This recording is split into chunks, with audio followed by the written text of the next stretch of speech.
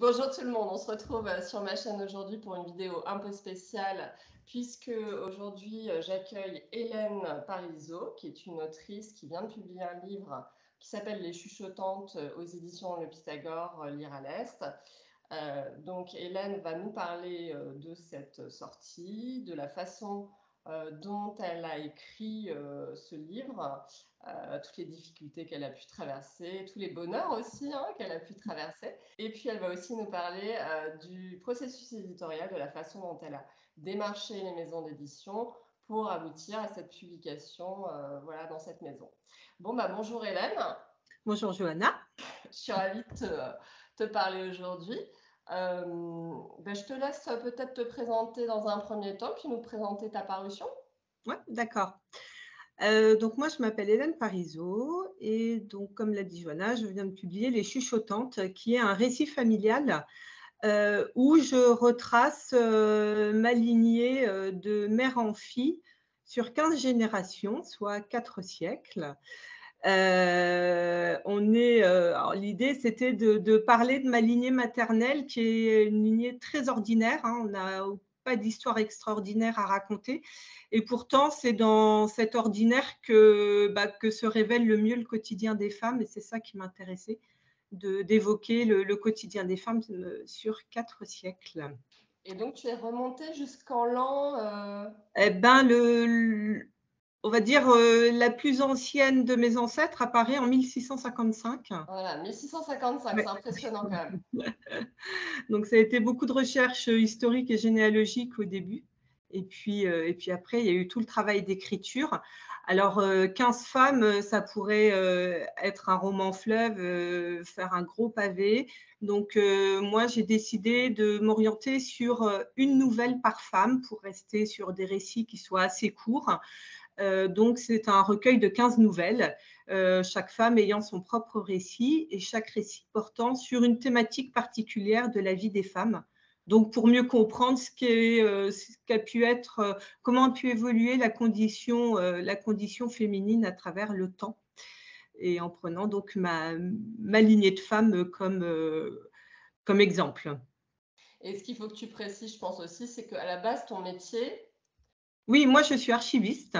voilà, donc tu passes ta vie dans les archives, c'est Ouais, ouais, dans les principalement ça? archives. C'est Ouais. ça, dans les archives et dans l'histoire. Donc, j'avais envie un petit peu d'appliquer tout ce que je connais à ma propre famille. Et je confirme que tu as fait un travail très poussé justement de recherche Ouais, en consultant des pièces qui datent de l'époque, me semble-t-il, ouais, c'est ça. que tu as Ouais. été retrouvée alors dans différentes archives ou dans Bah, quelles en fait, archives? non, enfin, comme ma famille, c'est une famille de paysans, donc on est resté dans le même département et quasiment dans le même canton pendant 4 siècles. En termes On n'est pas du tout des aventuriers. En termes de recherche, ça a simplifié les choses puisque j'ai tout trouvé aux archives départementales des Vosges. Ouais. Euh, voilà. Mais après, il y a la partie recherche dans les archives et puis il y a énormément de livres à lire qui m'ont permis de compléter tous les apports des archives. Enfin, voilà, c'est un roman, enfin, c'est un livre historique.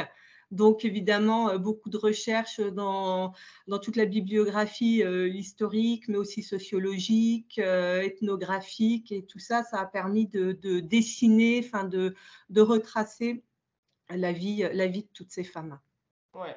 Et parfois, tu avais même très peu d'éléments, mais finalement, tu t'es appuyé sur ces éléments, notamment un acte de mariage, par Ouais, exemple, c'est pour ça. reconstituer toute l'époque. Mais est-ce que tu as quand même utilisé des livres d'histoire en parallèle ou, Oui, oui, oui, beaucoup. Bah, par exemple, pour l'acte de mariage, en gros, je n'ai que cette information-là. J'ai rien d'autre sur la femme concernée. Je sais juste qu'elle marie sa fille en 1655.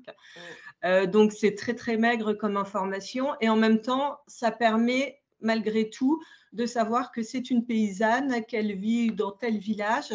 C'est l'époque de la guerre de 30 ans. Alors, je ne vais pas rentrer dans les détails, mais d'une guerre qui a ravagé la Lorraine à ce moment-là. Donc, tous ces petits éléments-là, ça permet déjà d'en savoir un peu plus sur cette femme et du coup, d'expliquer ce que pouvait être un mariage paysan au XVIIe siècle, comment il se déroulait, quels étaient entre guillemets les rites, comment le repas, voilà, alors que c'est des temps de famine et de guerre. Et donc, puis il y a aussi un petit peu d'imagination, hein. Là, je le dis dès le début de mon livre, que je mêle et la réalité avec la fiction quand ça m'arrange pour construire une histoire, en fait. Donc, il y avait aussi un petit peu cette liberté-là. Mais tu as pris de la liberté, c'est clair, mais en même temps, tu as vraiment, me semble-t-il, hein, respecté la réalité historique le plus que tu as pu. Ouais, Enfin, moi, c'est ce qui m'a frappé et j'ai trouvé dès le départ que ton projet était hyper original. Moi, j'avais jamais vu ça en fait.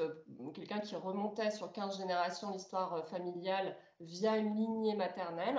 Et effectivement, ce qui frappe, c'est qu'on a vraiment l'impression d'assister à tout un pan de l'histoire de France. Alors, version campagne, etc. Mais c'est en fait, tu abordes quand même des problématiques aussi urbaines et sur la condition des femmes, sur l'émancipation des femmes, ouais. puisque sur la fin notamment de la lignée, il y a quand même une petite migration vers la grande ville et ensuite vers la région parisienne.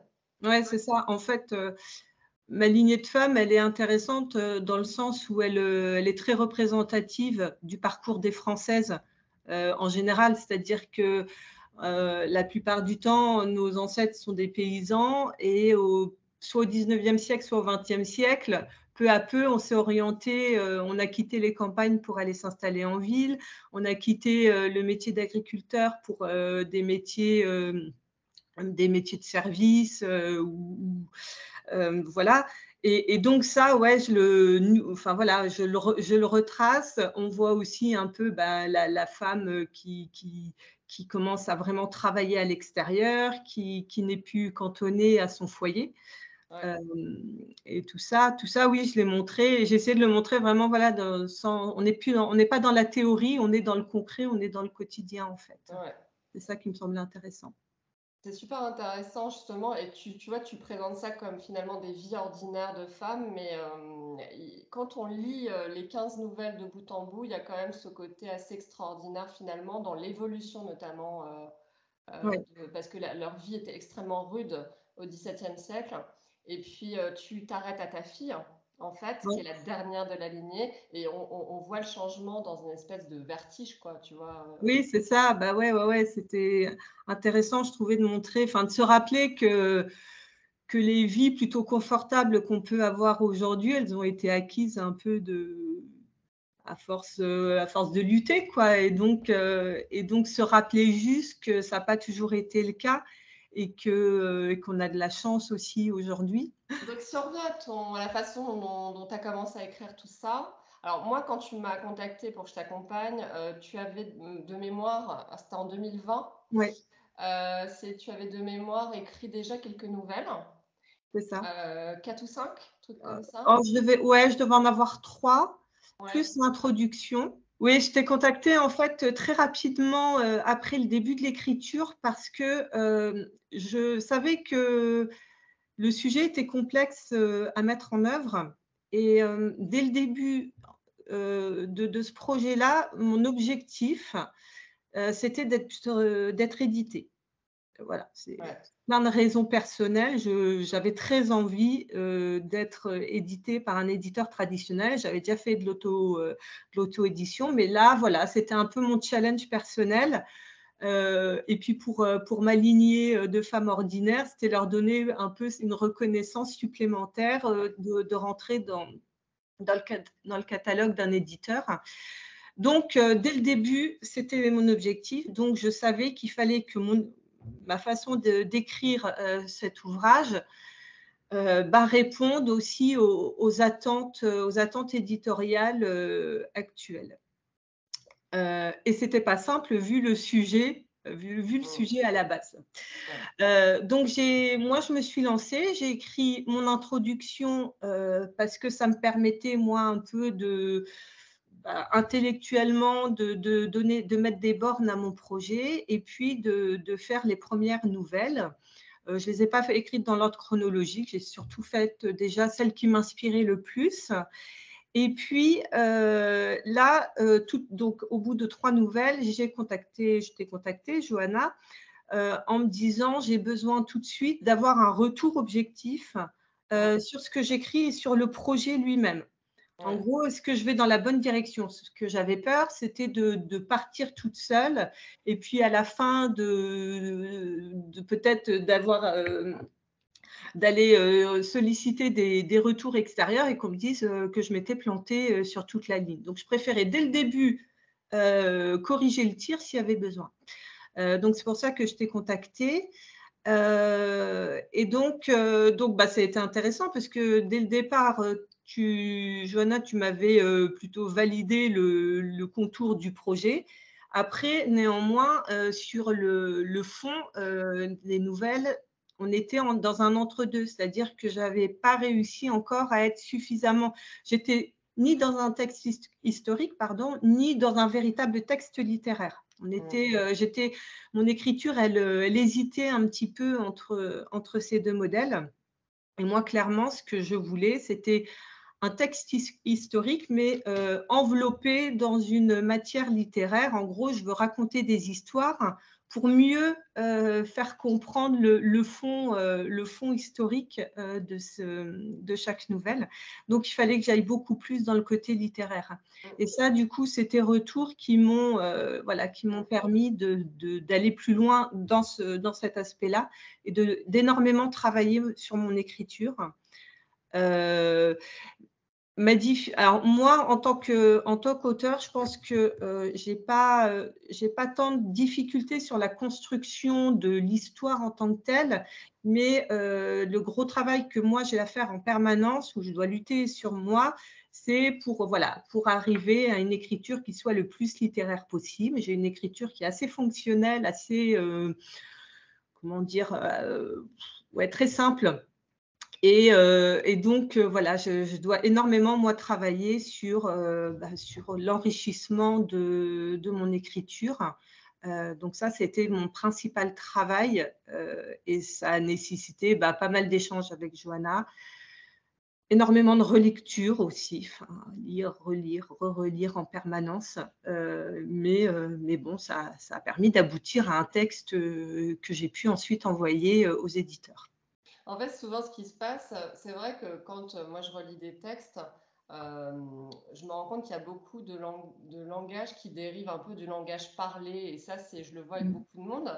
Euh, je pense pas qu'on doit forcément avoir une écriture ultra littéraire. On peut avoir une écriture finalement très simple, comme tu disais tout à l'heure.